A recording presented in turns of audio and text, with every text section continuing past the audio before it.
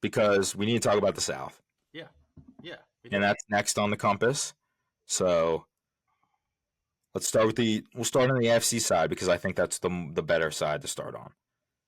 The NFC side. Okay, Oh no, I said AFC. okay. I was about to say Yeah, the better side, NFC South. I was going to say something, but um, yeah. I mean, I could start it off. This one's gonna be it's gonna be quite easy for me. I feel Texans number one. I mean, another year to CJ Stroud. You got Stephon Diggs. That defense is young and well coached. They put themselves on the map last year. They're going to further solidify themselves. I'd say like maybe 12 wins. Two is going to be close between Colts and Jaguars. Titans are obviously going to be my last team. Can't root for a Mayo guy and Will Levis, and they also got rid of Derrick Henry. But they're going through a culture change right now. They got rid of Rabel, new owner, new GM, new yeah, coach. They're not new owner, but new GM, new coach. They're going to get a whole new culture thing. But I think they're going to be at the bottom. Um, Colts and Jaguars. I'm going to go Jags. I'm going to go Texans, Jags, Colts, Titans. Um, and my qualm with not having Colts number two, I just feel like I'm not sold yet on Anthony Richardson. He looked great in like the first 3 weeks, 3.5 weeks he was in last year. But of course, he was hurt and that sidelined him. I don't know if that's going to be a future sort of injury thing for him. I don't know if he's going to be, a little bit worse because of that. I'm just going to give it more the Trevor Lawrence and the boy Dougie P down there. But they're gonna that's gonna be close. Like it's gonna be like one team's gonna have 10 wins, one's gonna have 9. It's gonna be like close like that. But yeah, yeah, I like the Texans, Jags, Colts, Titans right there. yeah. Um, I'm gonna I'm gonna obviously agree with the Texans. Um, I mean, just what did they?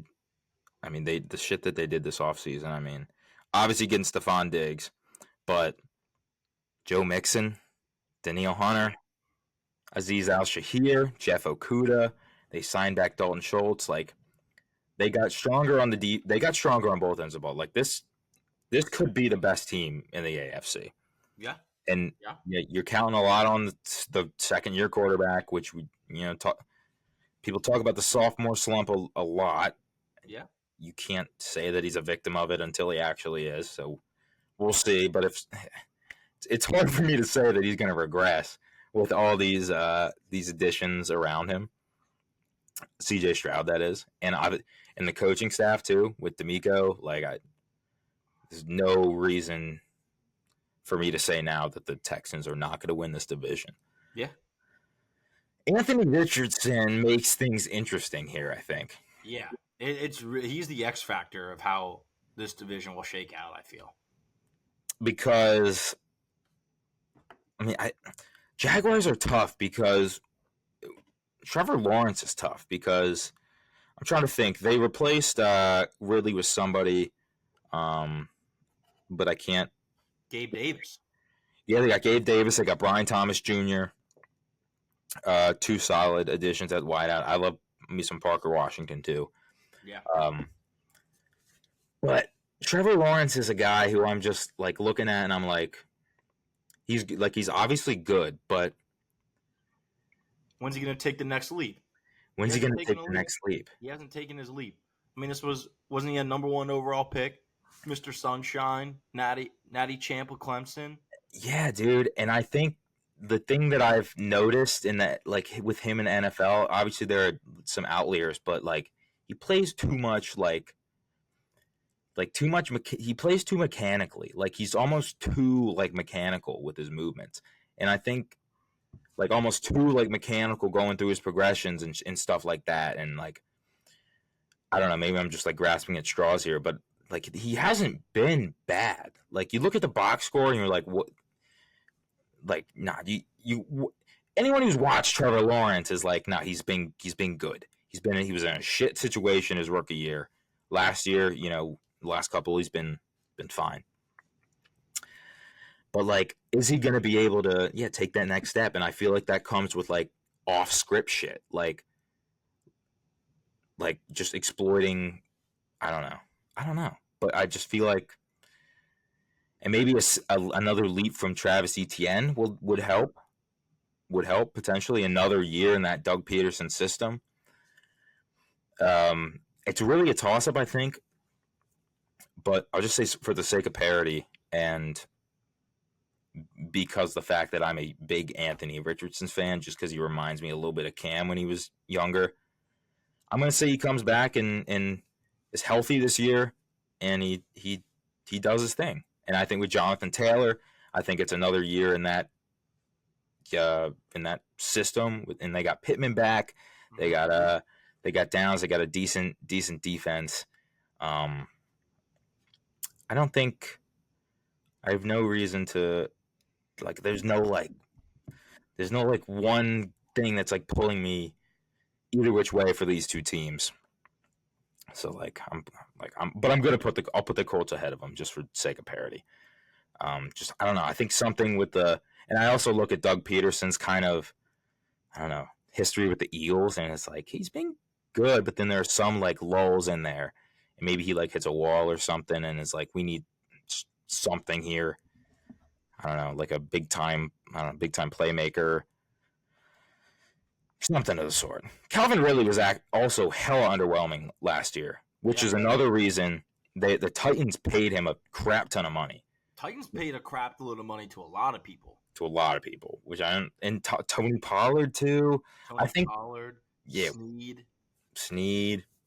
We're gonna look at the Titans, and it's gonna be like the new like why did they give them all that? Like it used to be like the Raiders, but it's gonna be like why did they just overpay for all these players who were clearly just kind of chasing a little bit of a bag. Calvin Ridley was not worth that last year. He left so much to be desired on the field because I learned it like a couple weeks in that he's just unbettable because he's just so unreliable. Can't get open. Sometimes he can't even get 2 feet down. So yeah, with all that said, all that rambling, Mayo Man in number 4. I think I don't really have much against him either. I think I'm curious to see what he does this year with his revamped help. But I still don't think they have enough. New system, no Mike Vrabel. I think that'll come back to bite him in the ass.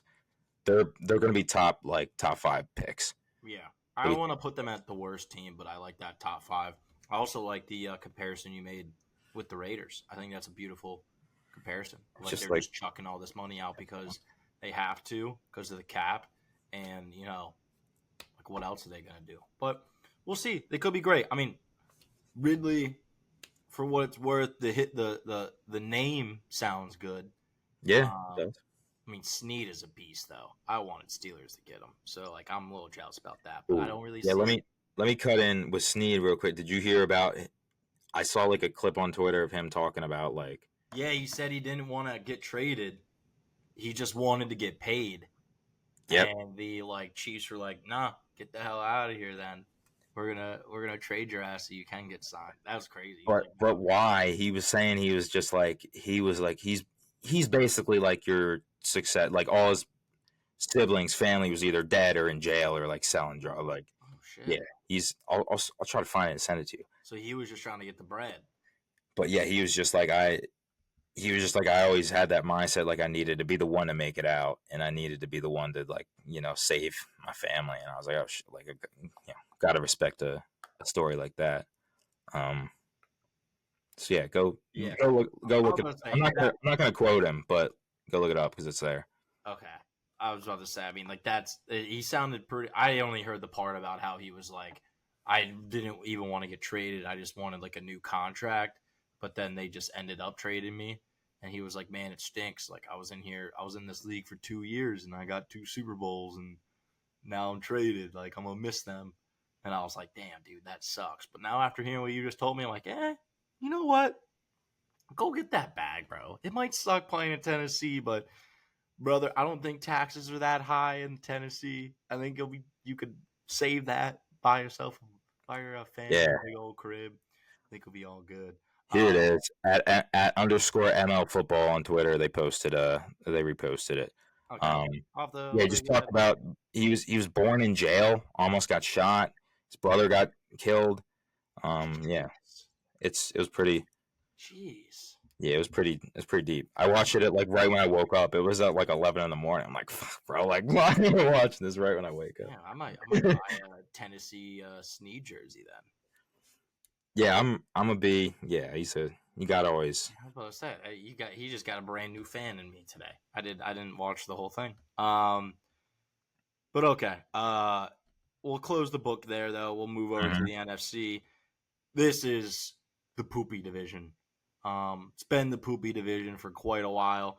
But like my hot take about this overall, I don't think any of these teams finish above 500. I know Kirk Cousins is there. I know we got another year of Bryce Young, Baker Mayfield, and Mike Evans getting paid.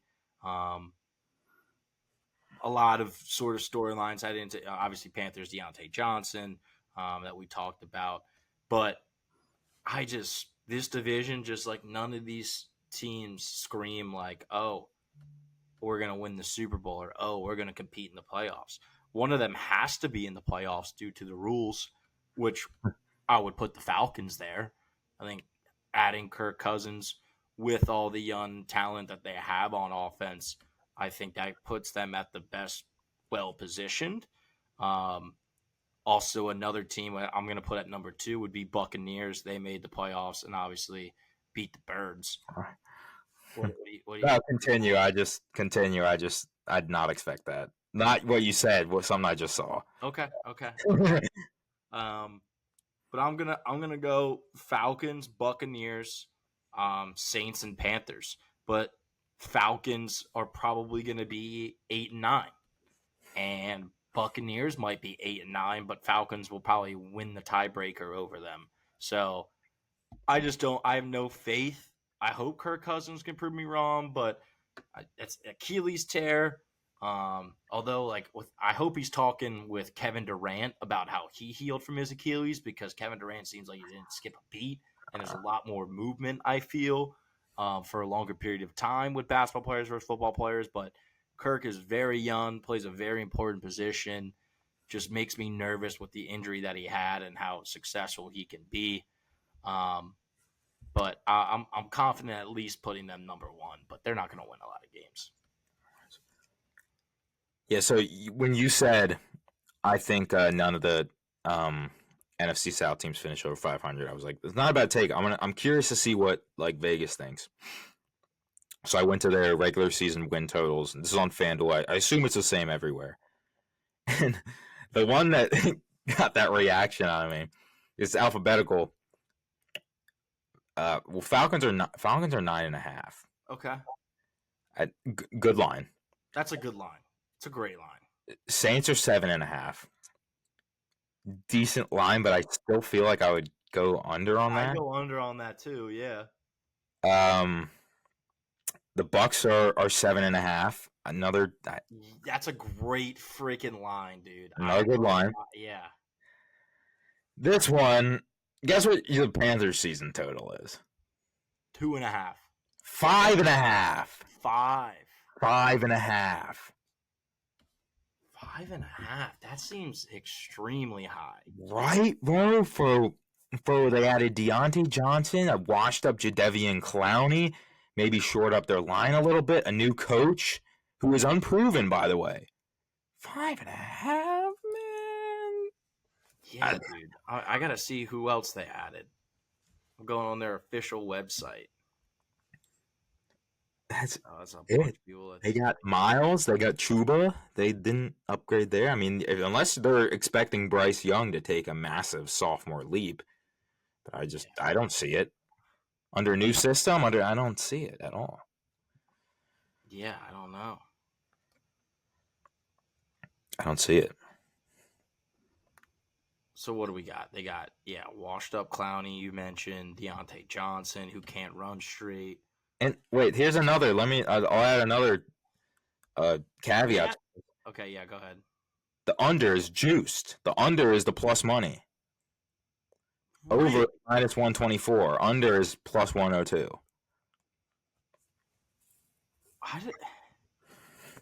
Yeah, dude. I feel like I would go I feel like I'm gonna put that might be my first bet of the NFL season. I wouldn't give them. I like 4.5 is a little bit, but five.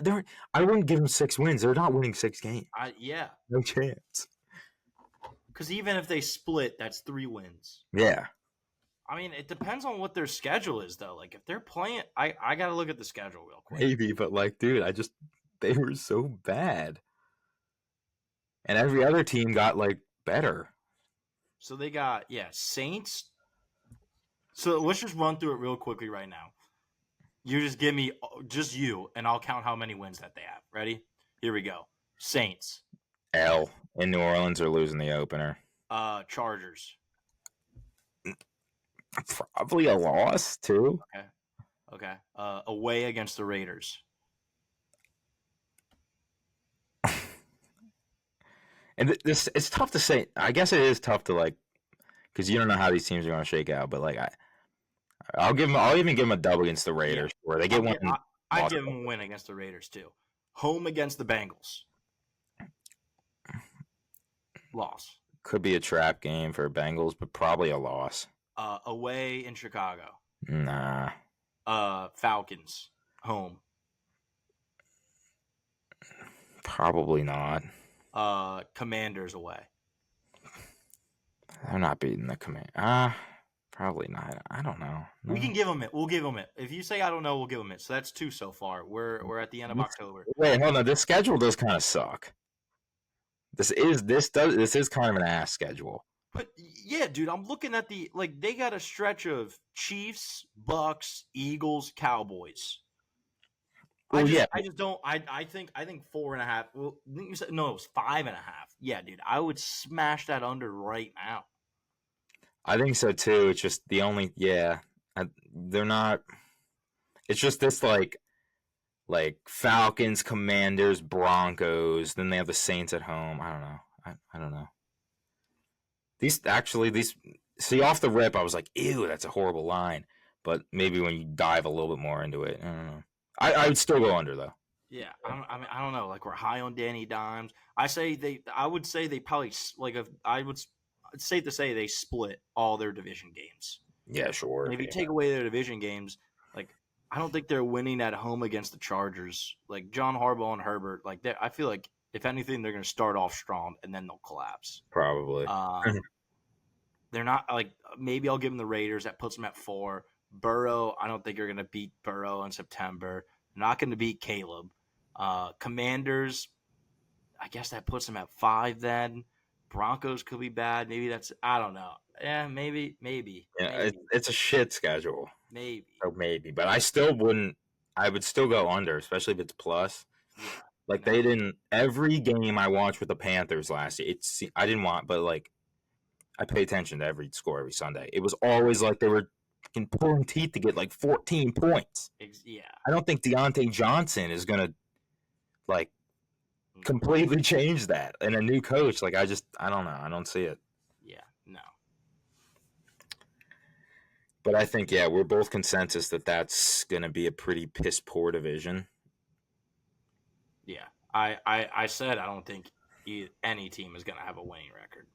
Yeah. Falcons maybe, but they'll push it. They'll be it'll be like a 9-8 sort of situation. I feel, but I don't know. I'm always proven wrong at some point.